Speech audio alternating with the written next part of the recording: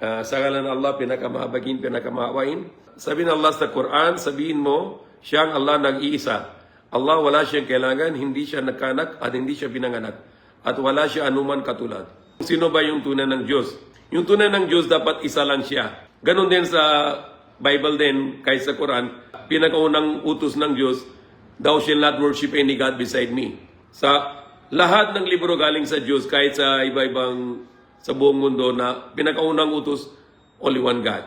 Isa lang Diyos. Kaya sa Quran, kung may explanation sino yung tunay ng Diyos, Allah or tagapaglikha or ang hari, ang banal. So ano sabihin Allah? Sabihin mo siyang Allah nag-iisa. Dahil pinaka yung malaking explanation ng yung tunay ng Diyos, dapat yung Diyos isa. Hindi yan sabihin na Ama, nag-Espiritu ito, maging tatlo. So kung isa, isa talaga. So yung sino yung tunay ng Diyos, isa lang yung tagapaglikha, yung likha ng lahat ng bagay. Si Jesus Christ or si Muhammad, si Musa, lahat ng propeta, likha pa rin. Hindi sila ng tagapaglikha. Yung isa lang yung tagapaglikha, yung Diyos. Si Diyos mas malaki pa sa universe dahil yung tunay ng Diyos, isa lang at infinite. Infinite, unlimited. As sabi ng Allah sa Quran, Allahu Samad, Allah wala siya kailangan. Hindi siya kailangan ng lugar. Dahil unlimited siya, hindi siya kailangan ng oras, no past, present, future. You cannot define God physically, you cannot define God chemically, and you cannot define God biologically.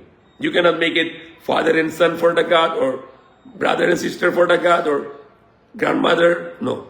God is only one, without beginning, without end. So, Allah Samad, Allah wala siya kailangan. Hindi siya kailangan ng kain, tulog, pagod. Wala siya kailangan. He is powerful God, infinite God. Lam yalid walam yulad, hindi siya nagkanak at hindi siya pinanganak. Ano ibig sabihin na wala siyang tatay, wala siyang anak? Kung may tatay siya, hindi siya Diyos. O kung may anak siya, hindi siya Diyos.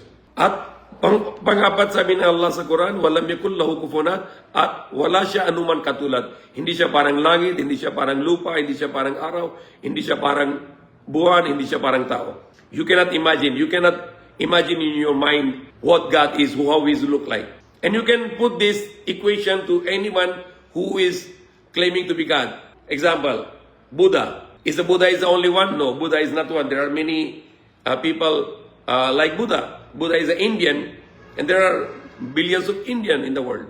More than 1 billion Indian in the world. Or was Buddha free from needs? No, Buddha was needing to eat and drink for his sustenance. So Buddha was not free from needs. Kung si Buddha may pinanganak, syempre si Buddha pinanganak, but yung tunay ng Diyos, Allah, hindi siya pinanganak. Or si Buddha walang katulad, marami katulad kay Buddha. But si Diyos, Allah, wala siyang katulad. He's not look alike anyone.